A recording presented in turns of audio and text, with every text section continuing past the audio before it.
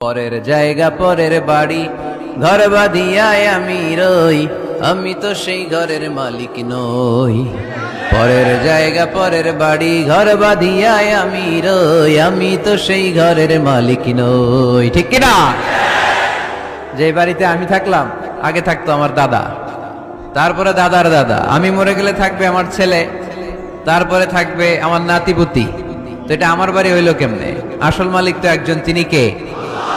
কত টাকা দিয়ে ফ্ল্যাট কিনলাম, বাড়ি বানালাম, ইটালি থেকে টাইলস এনে গোসলখানাটা তৈরি করলাম, আমার জীবনের শেষ গোসলটা কি ওই গোসলখানায় হবে? চিল্লায় বলেন। এজন্য আসল ঘর হচ্ছে কবরের ঘর। কিন্তু আমরা এই মরিচিকার পেছনে ছুটে বেড়াই। ধোকা, এটা একটা ধোকা। সবাই ব্যস্ত, সুপার বিজি, খুব ব্যস্ত। কি জন্য তুমি ব্যস্ত জানে না? মরিচিকা কাসারাব, মরিচিকা, ধোকা, লালসা। বল তুসিরুনাল হায়াতাদ দুনিয়া ওয়াল আখিরাতু খায়রু ওয়া আবকা। তোমরা দুনিয়ার জীবনকে প্রাধান্য দাও, কিন্তু আখিরাত হচ্ছে শ্রেষ্ঠ এবং স্থায়ী। কথাটা কার? এজন্য প্রতিযোগিতা যদি করতে হয়, আখিরাত কামানোর প্রতিযোগিতা করব, ঠিক কিনা?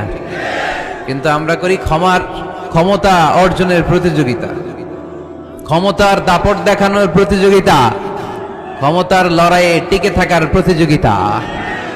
সব আমার আমার, এই আমার আমার কথাটা খুব খারাপ। এখন থেকে আমার না বলে আমাদের বলবেন। কি বলবেন? আমাদের। তাহলে অহংকার একটু কমবে। মানুষের অহংকার থাকা উচিত না। হাল আতা আলাল ইনসানি হিনুম মিনাদ দাহর লাম ইয়াকুন শাইআম মাযকুরা। মানুষ কি তার সৃষ্টির দিকে একটু নজর করে তাকায় না? সে কি ছিল? সৃষ্টির শুরুতে সে উল্লেখ করার মতো কিছুই ছিল না। এই যে আমরা যখন ছোট্ট ছিলাম, বয়স যখন আমার 3-2, তখন আমি কি কি করছিলাম মনে আছে? স্মৃতির পাতা হাতড়াতে হাতড়াতে পেছনে যেতে যেতে কত বছর বয়স পর্যন্ত আপনি ঘটনা বা স্মৃতি মনে রাখতে পেরেছেন বলেন? আমি মিজানুর রহমান আজহারি সর্বোচ্চ 3 বছরের, আমার বয়স যখন 3, ততটুকু খেয়াল আছে। এরপরে আমি আর খেয়াল নাই কি হয়েছিল আমার 2 বছর বয়সে। আমার বয়স যখন 6 মাস, I don't know anything about it, কিচ্ছু জানি না। মায়ের পেটের ভেতরে 9 মাস নাকি ছিলাম শুনছি, কিন্তু কি হয়েছে আমি জানি না। আপনি যদি আপনার স্মৃতির পাতা হাতড়াতে হাতড়াতে পেছনে যান, কতটুকু মনে আছে আপনার? কত বছর বয়সের? হ্যাঁ, কয় বছর? 4 বা 5। এর আগের কথা আমরা জানি না। কিন্তু মায়ের পেটের ভেতরে আমার লালন পালন করলো কে? কত ক্ষুদ্র আমি, কত তুচ্ছ আমি, কত নগণ্য আমি। এক ফোঁটা নাপাক পানি থেকে আল্লাহ আমারে তৈরি করলো। Sperm drop, blood clot, little flesh, কিচ্ছু ছিলাম না। জোকের মতো, ব্যাঙের বাচ্চার মতো ছোট্ট মায়ের জরায়ুর দেয়ালে লেপ্টে ছিলেন। সেখান থেকে আস্তে আস্তে আমারে বড় করলো কে? আমার ভেতরে রুহের ফুৎকার দিল কে? 2টা জিনিস আল্লাহ সেট করে দিল। রুহের ফুৎকার দিল আর 2 কাঁধে 2 ফেরেশতা দিল, ঠিক কিনা?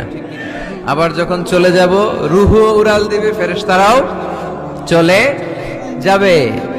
2 কাঁধে ছিল যে তোমারে 2 জনা পাহারা, তোমারে একলা থইয়া পলাইছে তাহারা। তোমার 8 কুঠুরি 9 দরজা বন্ধ, এবার হলো রে হলো মুখে আল্লাহ রসুল সবে বলো।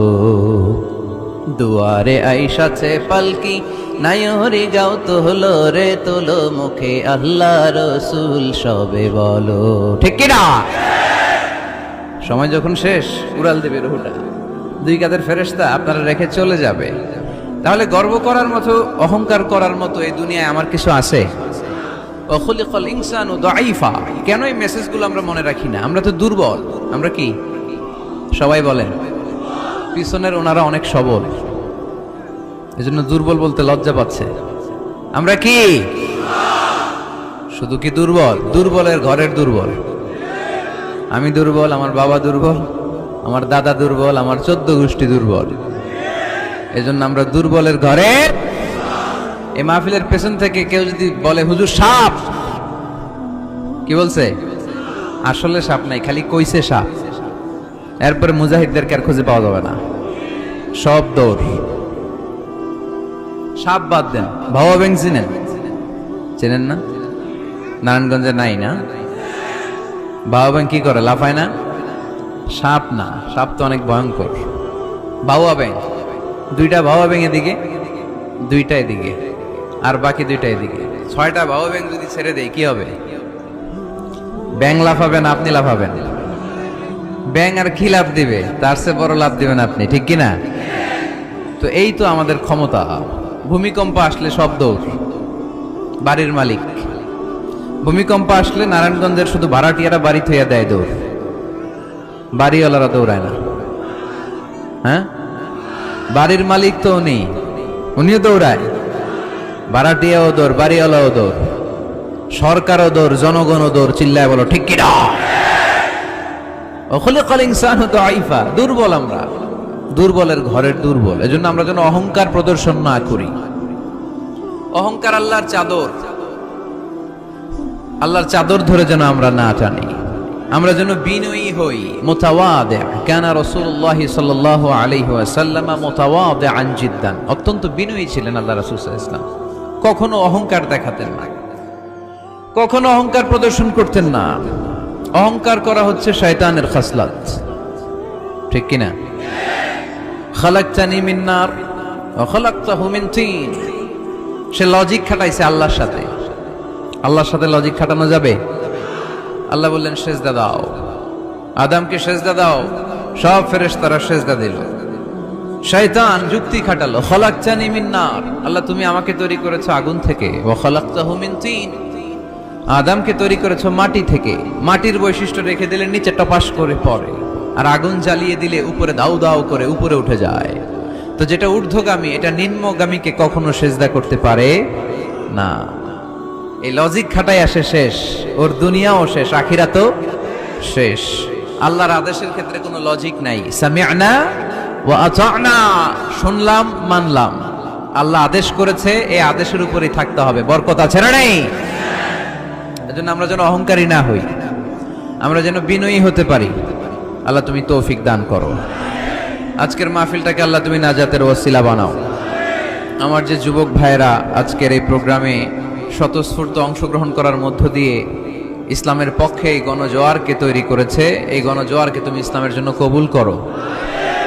আমার প্রাণপ্রিয় যুবক ভাইদেরকে তুমি সৈয়দনা ওমরে ফারুক রাদিয়াল্লাহু তাআলা আনহুর মতো ইসলামের বীর সেনানী হিসেবে কবুল করো।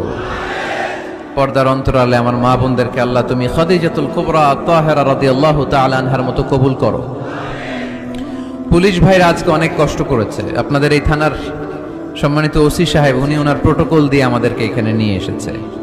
আপনাদের এই এলাকার সম্মানিত চেয়ারম্যান সাহেব সারাটা দিন অনেক কষ্ট করে এই প্রোগ্রামকে এনশিওর করেছে। বিশেষ করে আপনাদের অত্র এই আসনের সম্মানিত এমপি মহোদয় সেলিম ওসমান সাহেব, উনিও খুব খোঁজ খবর নিয়েছে এই প্রোগ্রামের ব্যাপারে। সর্বোপরি আমরা আল্লাহর কাছে শুকরিয়া জানাই যে আল্লাহ তাআলা আজকে আমাদেরকে সুস্থভাবে এই প্রোগ্রামে আসার সুযোগ করে দিয়েছে।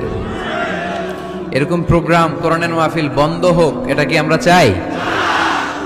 কোরআনের কথা চলবে, এটা আমরা চাই কি চাই না? সেজন্য যদি ত্যাগ স্বীকার করা লাগে, দরকার আছে না নাই? ময়দানে যদি থাকতে হয়, রাজি আছি না নাই? আল্লাহ তুমি তৌফিক দান করো। এই গণজোয়ার এগুলো কোরআনের বিজয়ের একটা সাক্ষী, বিজয়ের একটা সাইন, ঠিক কিনা? এই বিজয়কে কি কেউ ঠেকায় রাখতে পারবে? দুনিয়ার কোনো লাভের জন্য আমরা আসছি? একজনকে খুশি করার জন্য এসেছি, তিনি কে? এই বিজয়ের জন্য যদি সর্বোচ্চ স্যাক্রিফাইসের নাজরানা পেশ করতে হয়, আমরা রাজি আছি না নাই? কারা কারা রাজি? দুহাত উঁচু করে আল্লাহর দেখায়।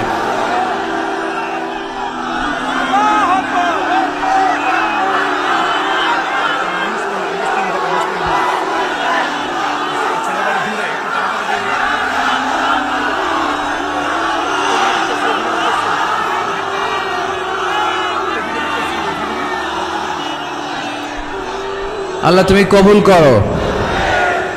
এই যে যুবক ছেলেগুলো খেলার মাঠে যায় না, এখন আড্ডাবাজিতে যায় না, টেন্ডারবাজিতে যায় না, চাঁদাবাজিতে যায় না, উল্টাপাল্টা কোনো কাজে যায় না। এরা যাত্রা পালায় এখন আর যায় না, এরা গানের কনসার্টে যায় না, এরা কোরআনের প্রেমে পাগল হয়ে এসেছে, ঠিক কিনা? কোনো বিরিয়ানির প্যাকেট আছে নাকি আজকে? তাইলে এই গণজোয়ার এটা কোরআনের পক্ষে না বিপক্ষে? আমরা কোরআনের পক্ষে থাকতে চাই কি চাই না? আল্লাহ তুমি আমাদেরকে কবুল করো, কোরআনের প্রতি এই ভালোবাসাকে ইসলামের বিজয়ের জন্য তুমি কবুল করে নাও। এজন্য যুবক যারা আছো, তোমরা আগামীর বাংলাদেশ, তুমি বাংলাদেশ, তুমি বাংলাদেশ। 10 বছর 20 বছর এমন ভাবে আমরা বাংলাদেশের জন্য কাজ করব যাতে গোটা বিশ্ব বাংলাদেশের নাম শুনলে এটা একটা সমৃদ্ধ দেশ, সুখী দেশ, একটা মডেল কান্ট্রি, এই হিসেবে যেন বাংলাদেশকে এক্সাম্পল দিতে পারে, ঠিক কি না? সেজন্য তোমাদেরকে কাজ করতে হবে খুব বেশি। অলসতা করা যাবে? কাজে কোনো লজ্জা নেই, লজ্জা হচ্ছে অলসতায়। Never underestimate any job. কোনো চাকরি, কোনো ব্যবসাকে ছোট চোখে দেখবা না, whether it small or big. ছোট চাকরি হোক, ছোট ব্যবসা হোক, আমরা করব। আমরা স্বাবলম্বী হতে চাই, নিজের পায়ে দাঁড়াতে চাই, আমরা আত্মমর্যাদা সম্পন্ন মুসলিম হতে চাই, ঠিক কি না?